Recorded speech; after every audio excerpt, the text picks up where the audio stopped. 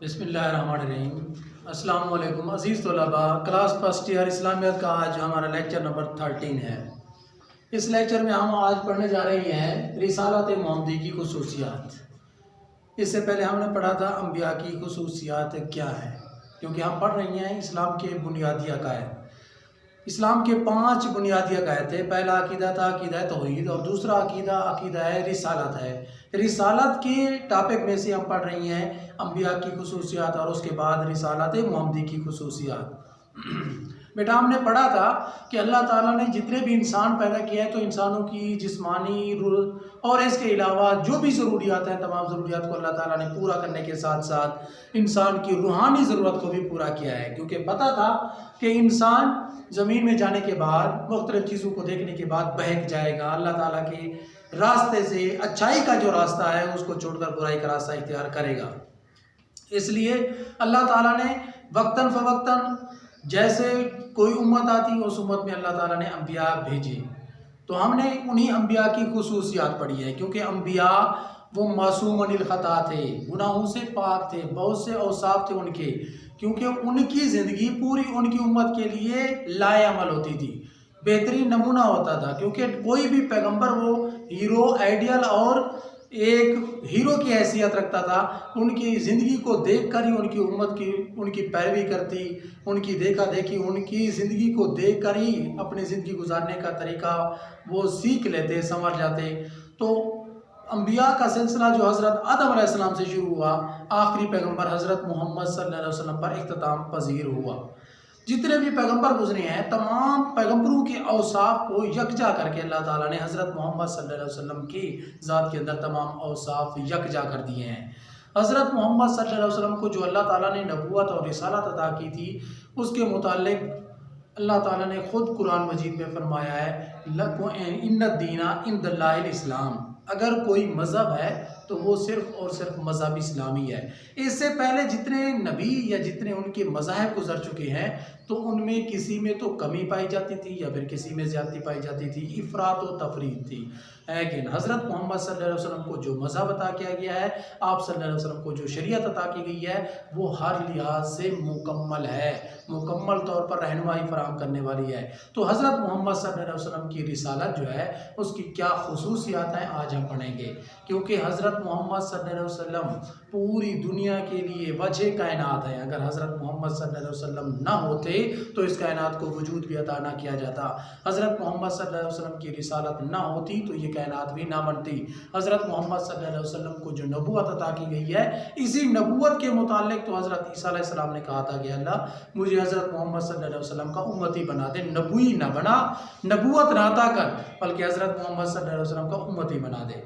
जितने भी पैगंबर गुजर चुके हैं उन्होंने आखिरी पैगंबर हज़रत मोहम्मद सल्लल्लाहु अलैहि वसल्लम की औसाफ, आप सल्लल्लाहु अलैहि वसल्लम की उम्मत की खुसूसियात और आप सल्लल्लाहु अलैहि वसल्लम के मज़हब की खुसूसियात, आपकी शरीयत की खुसूसियात के पेश नज़र ये ख्वाहिश, इसी ख्वाहिश का इज़हार किया है कि अल्लाह हमें नबी ना बना बल्कि हज़रत मोहम्मद सल्लल्लाहु अलैहि वसल्लम का उम्मती बना दे।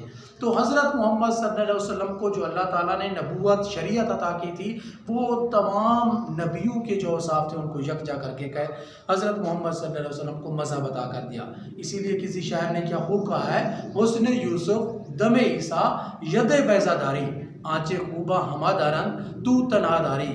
हज़रत मोहम्मद सल्लल्लाहु अलैहि वसल्लम के औसाफ तमाम नबियों के औसाफ से बढ़कर हैं। तो आज हम पढ़ने जा रहे हैं रिसालत मोहम्मदी की खुसूसियात। हज़रत मोहम्मद सल्लल्लाहु अलैहि वसल्लम का जो मज़हब है, हज़रत मोहम्मद सल्लल्लाहु अलैहि वसल्लम को जो नबूवत अता की गई है वो कौन सी खुसूसियात की हामिल है।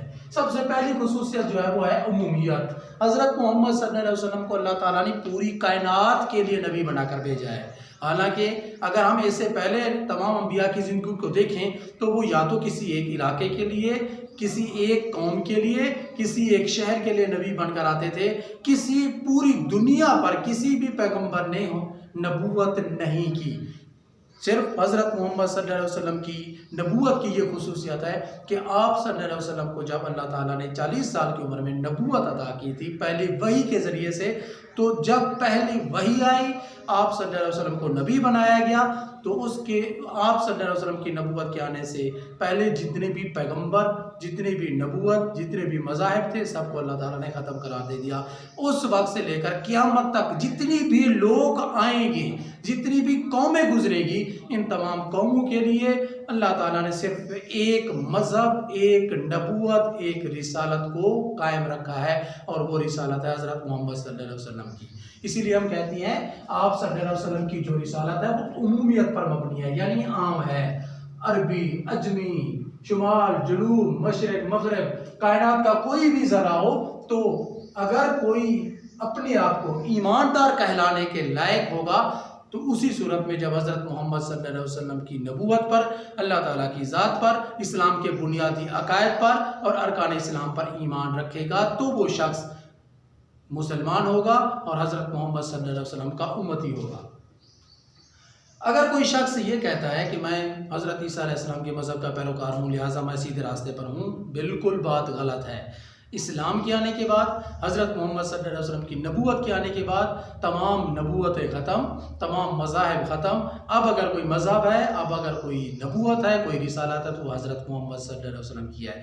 तो आप सल्लल्लाहु अलैहि वसल्लम का पूरी दुनिया के लिए नबी बनकर आना, ये आप सल्लल्लाहु अलैहि वसल्लम की रिसालत की खुसूसियत है। ये खुसूसियत ना तो हज़रत मूसा अलैहिस्सलाम की नबूवत में है, ना हज़रत ईसा अलैहिस्सलाम की नबूवत में है, ना हज़रत दाऊद अलैहिस्सलाम की नबूवत में है, ना ही हज़रत इब्राहीम अलैहिस्सलाम की नबूवत में है। जितने भी पैगंबर गुजर चुके हैं वो किसी खास कौम, इलाके, कबीले के लिए होते थे।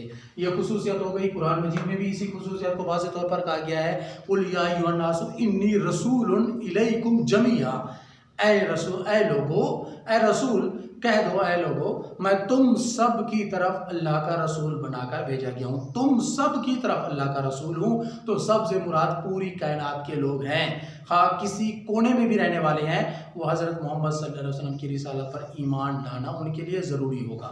तो पहली खुसूसियत ये है उमूमियत। दूसरी खुसूसियत है पहली शरीयतों का नस्ख। जब हज़रत मोहम्मद सल्लल्लाहु अलैहि वसल्लम को नबूवत दे दी गई, तो उस नबूवत ने पहले जितनी भी शरीयतें थी, पहले जितने भी मज़ाहिब थे, पहले जितने भी अदियान थे, तमाम अदियान, तमाम मज़ाहिब और तमाम शरीयतों को मनसूख कर दिया। यानी हज़रत इब्राहीम अलैहिस्सलाम के पैरोकार भी थे, हज़रत मूसा अलैहिस्सलाम के पैरोकार भी थे, हज़रत ईसा अलैहिस्सलाम के पैरोकार भी थे। यहूदी हूँ, ईसाई हूँ, हिंदू हूँ, सिख हूँ, मुख्तलिफ मज़ाहिब के पैरोकार लोग रहते थे। लेकिन जब इस्लाम आ गया, हज़रत मोहम्मद सल्लल्लाहु अलैहि वसल्लम की नबूवत आ गई, तो इस नबूवत ने बाकी तमाम मज़ाहिब को मनसूख कर दिया। अब अगर कोई मज़हब होगा तो सिर्फ़ और सिर्फ मज़हब इस्लाम। यहूदियत पर अगर कोई मर जाता है और कहता है कि मैं हिदायत याफ्ता हूँ, ये बात बिल्कुल गलत है, क्योंकि जब इस्लाम आ गया तो बाकी तमाम मज़ाहिब मनसूख हो गए, अल्लाह ताला ने उनको ख़त्म कर दिया। सिर्फ अब मज़हब कौन सा होगा? इस्लाम का।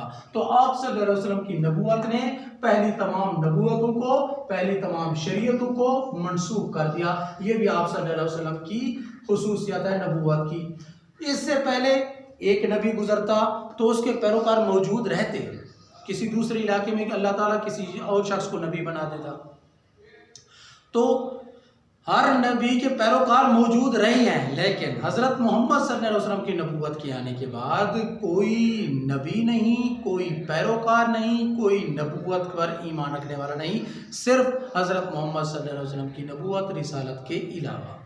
पहली शरीयतों का नस्ल, इसकी हमने डिटेल देखी है। अब देखिए जी कामिलियत। हज़रत मोहम्मद सल्लल्लाहु अलैहि वसल्लम को जो मज़हब अता किया गया है वो हर लिहाज से कामिल है। कुरान मजीद में कहा गया, लक़द कान लकुम फ़ी रसूलिल्लाहि उस्वतुन हसना, तुम्हारे लिए रसूल सल्लल्लाहु अलैहि वसल्लम की ज़िंदगी में बेहतरीन नमूना है। वाज़ेह तौर पर कहा गया है, कुल इन कुंतुम तुहिब्बूनल्लाह फत्तबिऊनी युहब्बिकुमुल्लाह, अगर तुम अल्लाह ताला से मोहब्बत करना चाहते हो तो रसूल सल्लल्लाहु अलैहि वसल्लम से मोहब्बत करो।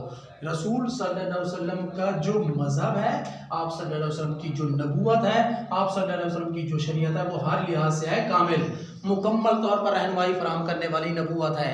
बचपन से लेकर इंसान माँ के पेट में है, अभी तक दुनिया के आलम, दुनिया में नहीं वो उसने वजूद रखा, कदम रखा, अभी तक पैदा भी नहीं हुआ, तो माँ के पेट में क्या है, कैसे है, ये भी कुरान मजीद में वाज़ेह तौर पर बताया गया है।